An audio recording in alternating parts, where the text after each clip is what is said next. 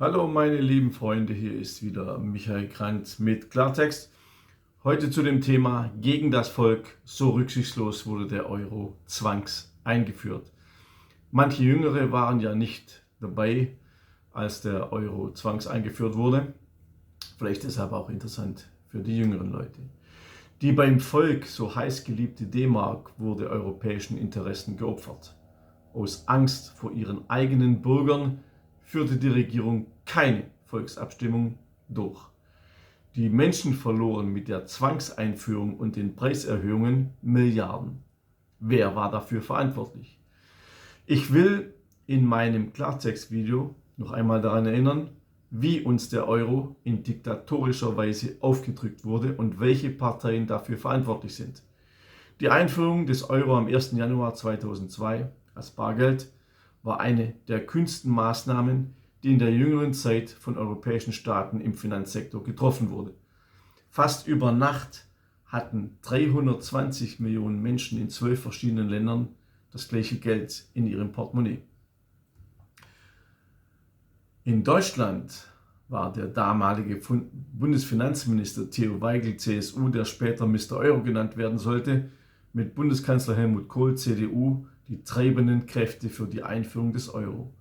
Und das, obwohl die Bundesregierung wusste, dass sie die öffentliche Meinung gegen sich hatte. Im Deutschen Bundestag stimmten aber, den Volkswillen gnadenlos missachtend, über 90% der Abgeordneten für den Euro. Das Abstimmungsergebnis am 23. April 1998 war 575 Ja-Stimmen, 35 Nein-Stimmen, 5 Enthaltungen. Nein-Stimmen waren 27 der PDS, 3 der CDU-CSU, 4 SPD und 1 FDP. Damit stimmten 93,5% unserer Volksvertreter für die Einführung des Euros. Das hat mich selbst überrascht bei der Recherche zu diesem Thema. Es gibt keine offizielle, vollständig veröffentlichte prozentuale Aufschlüsselung nach Parteien in der amtlichen Bundestagsstatistik. Das ist sehr, sehr, sehr ungewöhnlich. Und warum? Die Abstimmung war namentlich, aber Auswertungen nach Fraktionen stammen meist aus Medienanalysen, wissenschaftlichen Studien und nicht aus einer einheitlichen Tabelle. Ich habe deshalb aufgrund dieser Unterlagen die Parteipositionen rekonstruiert, die auch historisch belegt sind. CDU-CSU stimmte nahezu geschlossen dafür, 95-98%. SPD, Zustimmung 90-95%. Bündnis 90 Die Grünen, Zustimmung 85-95%. FDP nahezu 100%. PDS, heute Die Linke, überwiegend dagegen. Es war die einzige Fraktion mit größerer Ablehnung. Wie ich bereits gesagt habe, stimmten 575 Abgeordnete für die Einführung des Euros. Das sind 93,5%. Nach dem Allensbach-Institut waren vor der Einführung 70% der Bundesbürger gegen die Einführung bzw. gegen die Abschaffung der D-Mark. Also 93% der Politiker waren dafür, 70% des Volkes dagegen. Finde den Fehler. Die Bundesregierung hatte also radikal gegen das eigene Volk gestimmt und den Euro somit zwangs eingeführt. Kohl gab später selbst zu, ich zitiere: Ich wusste, dass ich die Abstimmung nie gewinnen kann in Deutschland. Eine Volksabstimmung über die Einführung des Euro hätten wir verloren, und zwar im Verhältnis 7:3. Zitat Ende. Doch was ist schon das Volk, frage ich. Kohl weiter, ich zitiere: Das politische Leben läuft so: Demokratie hin, Demokratie her, Wahlen hin, Wahlen her. Repräsentative Demokratie kann nur erfolgreich sein, wenn irgendeiner sich hinstellt und sagt, so ist das. Ich verbinde, wie ich, Existenz mit diesem politischen Projekt. In einem Fall war ich wie ein Diktator, siehe Euro. In einem Fall war ich wie ein Zauderer, habe alle Probleme ausgesessen. Zitat Ende.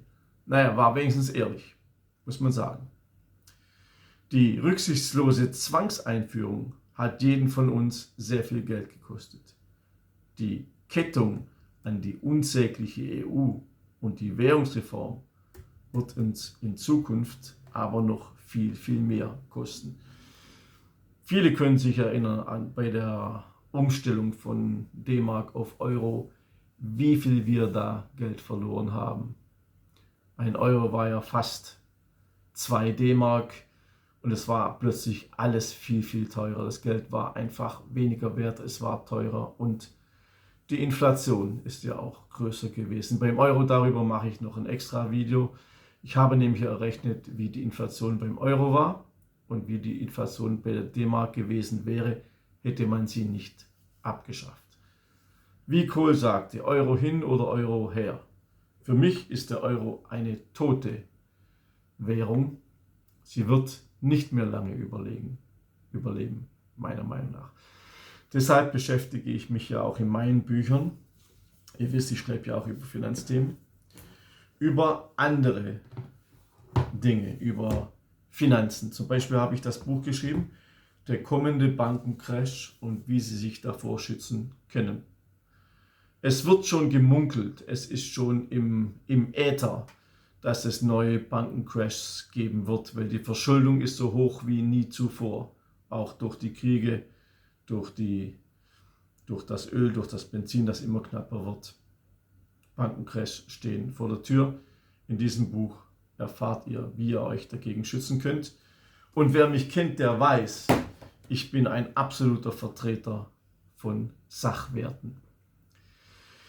Sachwerte sind Dividendenaktien, Immobilien, Land, Acker, Edelmetalle. Und ich habe auch ein Buch geschrieben, das es exklusiv nur auf meiner Homepage gibt. Ihr könnt es nur auf meiner Homepage bestellen.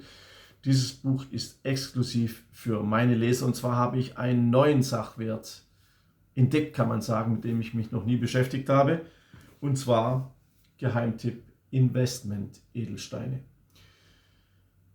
Investment-Edelsteine sind für mich die unentdeckte Schatzkammer für Ihr Vermögen. Es geht hier also nicht um ein paar Edelsteinchen an Taschen oder Frauen, die Sie um den Hals tragen. Nein, es geht hier um Investment-Edelsteine, und zwar Edelsteine zwischen 80.000 und 120.000 Euro, an denen man sich beteiligen kann. Wie das funktioniert, wie die Renditen sind, welche Profite man sich erwirtschaften kann, aber auch, ihr wisst, ich bin objektiv, welche Risiken es gibt. Alles in diesem Buch. Dieses Buch gibt es, wie gesagt, nur auf meiner Homepage. Dort ist es angegeben, Geld überweisen, dann bekommt ihr das Buch zugeschickt. Investment-Edelsteine sind für mich eine gute Ergänzung, zum Beispiel für Gold und Silber. Also wenn ihr Gold und Silber habt, Investment-Edelsteine dazu, gute Ergänzung. Alles unten in den Links.